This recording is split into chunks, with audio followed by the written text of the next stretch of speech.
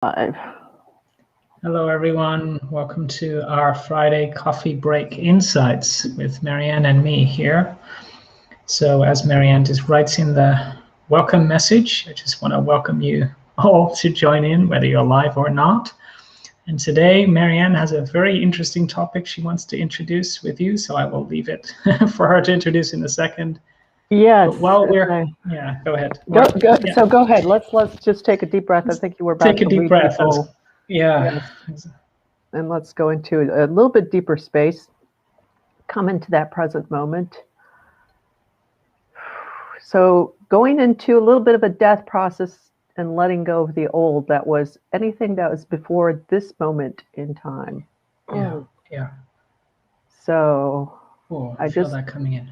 Yes, I just wrote a blog piece on that, so I will be publishing that, not today, in a couple days, because I gotta. Hello, Diana. Hi, Diana. So, yeah, this death process is very interesting. So just that, yeah, it's interesting now that I've said it that way, it's really coming forth. So letting go of everything that is not present moment. Yeah. And stepping. Topic. Yes. Today, even. Yeah. Taking a deep breath into being here. So the topic is kind of an odd one and an interesting one. It's the allure. We were just talking earlier about the difference between allure and lure, because and both actually come in. So the allure is that that attraction to this, being temptation. Attracted to that temptation, and it can be a good allure, it can be a negative temptation, but that draw to something. Yeah. And that allure is being drawn in. And hi, Melinda. Hello. Thanks for joining us. So the allure and the lure, and it kind of came up in conversation with me about somebody. I'll get to that in a minute. But what is that about? Like, I don't know if you've ever had a pair of old jeans or something that you just weren't like. I had a pair of old jeans that really fit really nicely and perfectly. I mean, I would just slip into those and they were just perfect. And I kept holding on to those and holding on to those. And then it got fun because then they were the torn jeans and all that. And I still kept holding on to them and then putting on patches and bigger patches. And then it got to the point where I finally threw them out. I think, I finally got to that point where they were beyond patching, Mm-hmm. But it's that feeling of something, it's just really comfortable. It fits you really well. And you just step right into it and off you go kind of thing, just like the jeans. So there's this piece that we all come across as we're moving through old patterns and old distortions of that same thing, of those comfortable old jeans that we just wear, that we like to wear. And wanted to bring that up because that's something that can make it challenging to really step into something new for ourselves. So what do you want to add here at this juncture, Lionel? Yeah, I love the example of the jeans, but it works that way. For me, I have that as well.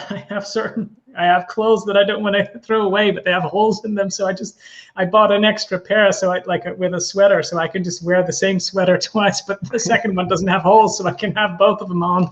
There's all these things that I do, these weird things to keep because I find them so comfortable but it works that way in other areas of our lives as well. These are distortion patterns that, often we are creatures of habit. We like comfort. We want security. We want stability. We want the known. Our mind wants the known. So all of these things factor into keeping things the way that they have been before so that we know what's going to happen next.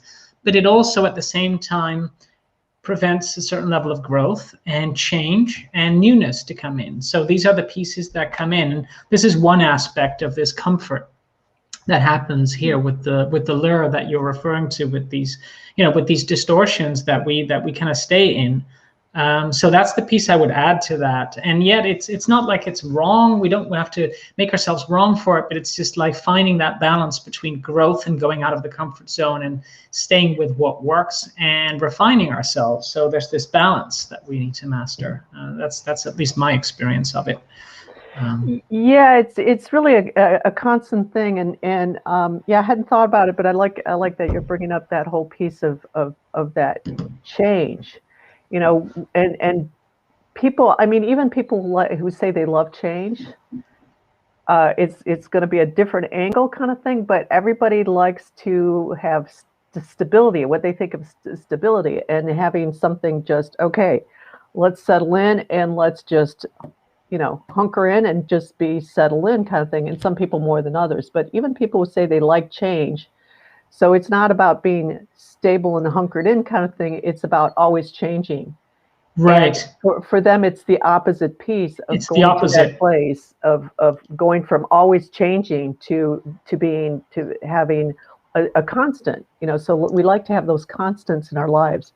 Yeah. So that's part of what makes it challenging, because it's sort of inherent in what humans want in life, because Right. that feels secure, that's controllable, and control does come into to a certain point with that, because we know what's coming up, we know what's going to happen next. So whether it's just being constant in one place or always moving around and it's changing,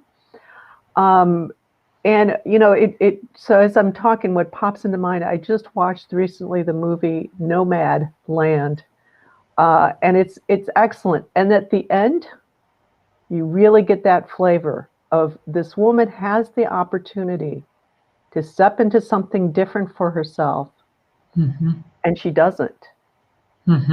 And so that gets into a little bit of why, and they kind of give it a good, kind of a good flavor in terms of the why. They don't talk about it, but it shows her kind of going through the past kind of thing. But you see that happen, and I was talking to another friend about someone that we both know, and how this person has cleared out about as much as they can.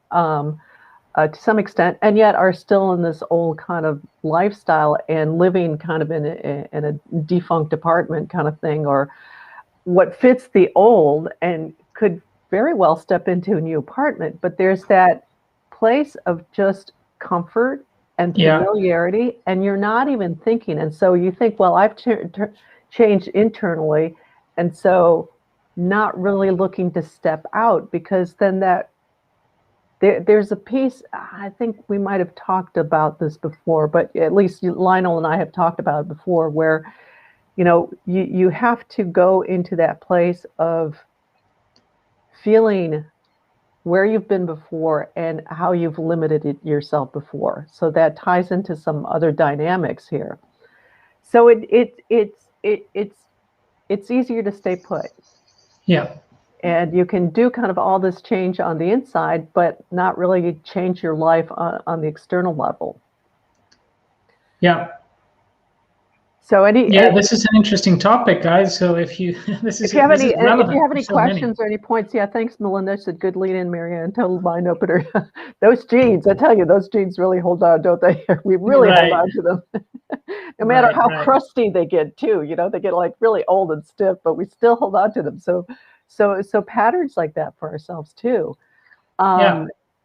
And what I want to add here is that change does come from that deep internal level. But what I want to add to what you just said is it does need to come from that willingness to step out of the old patterns and ways of being, which again ties into the death that we talked about recently on these insights, because that is part of what wants to facilitate that change through us, for us, to bring us to that place where we will change, because the death is also literally the shedding of that old identity, that old way of being, those old patterns.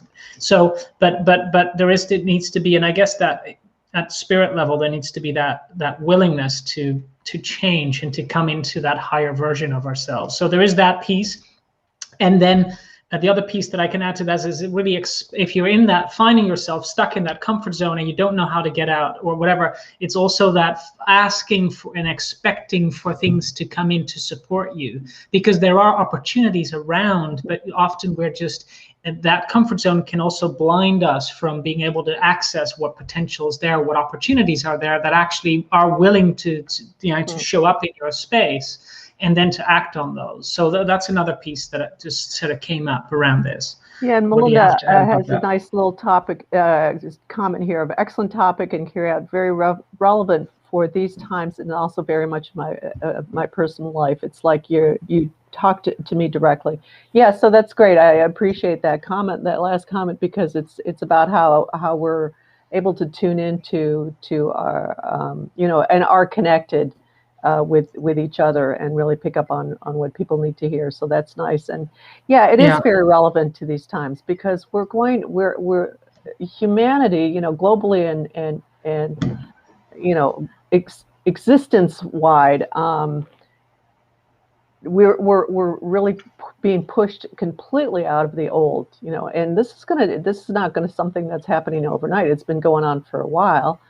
Some people might say, well, it started back in the 60s with the dawning of the age of Aquarius, which started then. That's why there was the hippie movement, all those things, and that opening that happened back then. And here we're really feeling a lot more of the crunch, because we're really much closer into that new, but it's still going to take some time.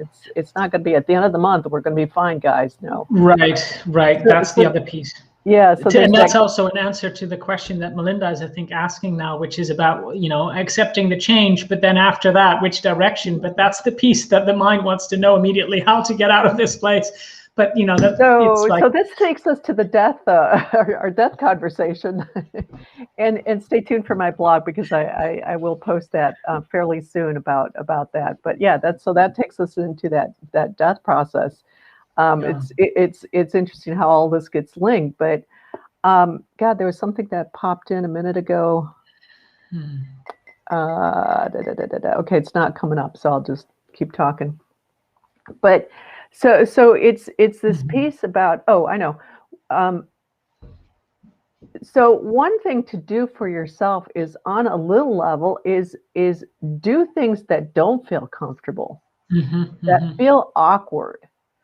And people have done stuff, in some of these seminars and rich wealth seminars and stuff. They tell you to go into, try out a Maserati, or go into a store, a clothing store that is way beyond your limit, what you're used to. And go in there and feel that discomfort, feel that dis-ease, because then you can start to get familiar with something different than what you've already lived in. Yeah. And that can help you grow and expand at the experiential level, because we can shift all these frequencies, but then there's the experiential that doesn't always kick in automatically. It's like we are so familiar with the old frequencies that even if we try and access new frequencies, we don't know what they really are or what they feel like. So the piece that you're saying is almost like we need to expose ourselves to those new frequencies in order to be able to, get comfortable with living from that higher frequency that is in that space or environment that we're seeking. Does that make sense? Is it just to add to that piece? Yeah. And so that experiential piece, even if you're used to brushing your hair with your right hand, brush it with your left hand, and you're like kind of going all over the place, but that's okay. Get used to being uncomfortable. If you are right-handed, or whichever hand you write with dominantly, just once in a while, just switch over and try writing with your other hand. Yeah, I was gonna say there's so many things you can do, like rearrange your furniture, take a different route to work or to wherever you're going on a daily basis. I often rearrange my desktop and everything, because I like to have it a certain structured, or my computer a certain way. So I don't like when I change it. So I purposefully change it just so that I relate to what I sit with a lot, and the computer in a different way. These are little things, but they make us more comfortable with change, differences, the unknown. and so that kind of is, yeah. So just And adding to what you said. Ellie had a nice comment here. The same way as trying to out a new hobbies, we may have not even realized we may enjoy. Yeah, right. So there's also, that's a really nice piece, or hobbies or whatever, activities, where because and we may not realize we enjoy them because something, that old pattern of like, well, we only do this in our family, for example. Right. Or nothing that, it's like, well, girls only do this or boys only do this, for those of us who grew up with that kind of stuff. And it's like, well, let me try that out. Let me see what that feels like. It's not that you have to like jump into it full form, but trying it out. So starting by noticing, it's like, where is there that sense of discomfort, something new that doesn't feel comfortable? And you might find yourself, it's like, well, I don't want to do that, or that stuff. That's fine. Just kind of like breathe into that. And then, well, let's just try it once. Of course, there's some things I wouldn't recommend trying even just once, but Right. there's some obvious things, but unless you're really awakened, but things that are harmful to you, where you are harming yourself. And what is that law that Moss always tells us? Doing no harm. Do not harm, do not control, do not abuse anyone, and that anyone is including yourself. So right, and not exposing yourself to those frequencies. Yeah. Yeah.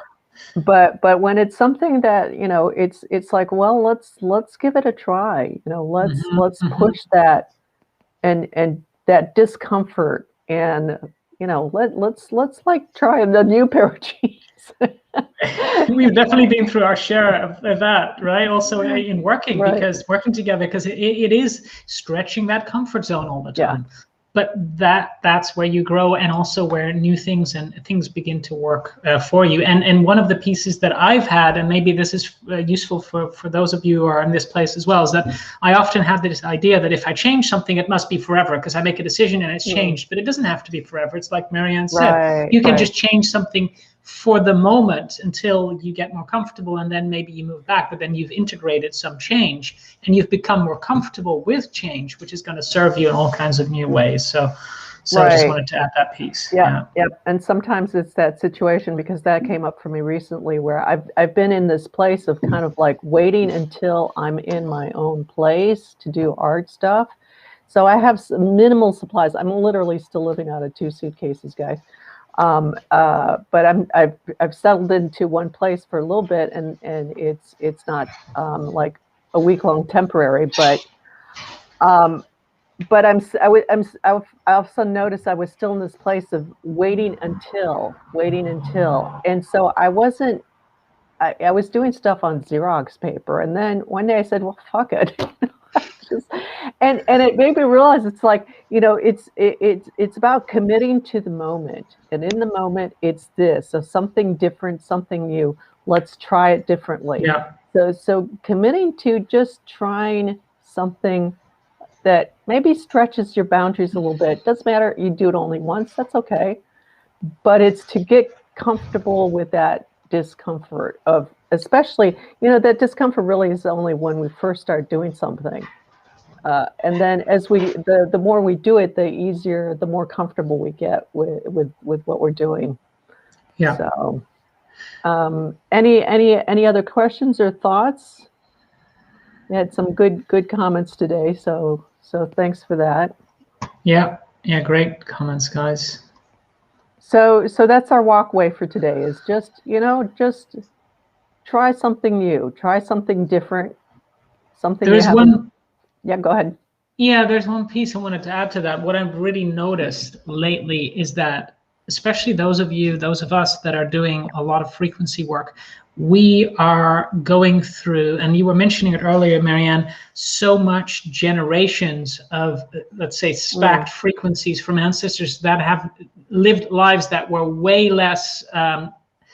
more linear, I want to say, than the way that we're living our lives now. This was much more exponential and progressing. So we're living through parts I feel that like a stack coming through. Like it's sometimes hard to change things when you're living out so much stuff that's not even who you really are. But that makes it even more important to be in the present moment, to really notice and discern what you want for yourself, and follow those tiny breadcrumbs even to kind of make those changes become your reality over time. So because you are often living out identities and pieces that you're not, from the family, the conditioning, the structures, and all of this that is coming out. And we're doing that at a major level, at a major scale in the world today. And that also impacts sometimes the resistance to change, because I know in my family system, there was a lot of resistance to change. Everybody was holding on. Everybody was accumulating their stuff, literally, physically, money-wise.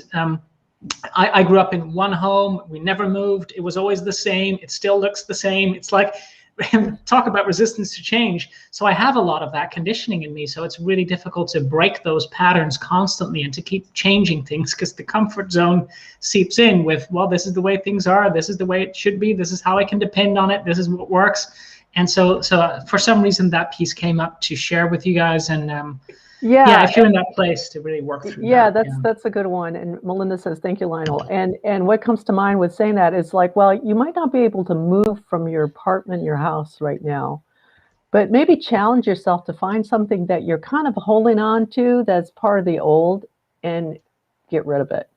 Change it out. Like maybe a set of dishes that you've had for a while, and it's like, you know, time to get some new ones. There's some great stuff now. It's so easy now because there's so much stuff that is available in secondhand shops, at least in the United States. That's gotten to be so available here as opposed to when I was growing up.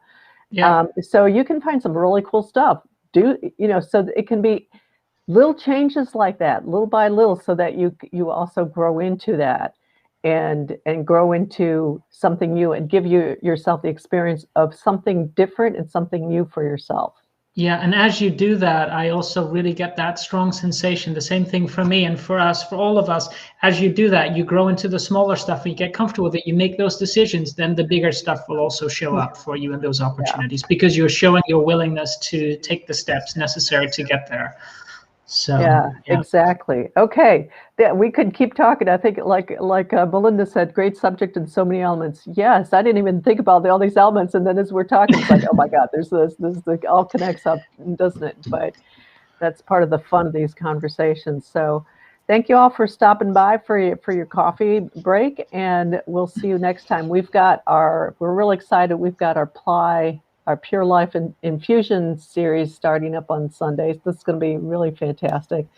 And Lionel and I have been going through a death process, and in part for preparation for this, to really amp it up for you guys. So, and we'll see you next week, Fridays at the same time.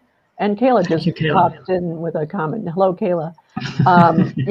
Next Friday, and then another time during the week. It's not scheduled yet, so stay tuned for that. Spontaneous in the moment coffee break, and you'll just have to pay attention.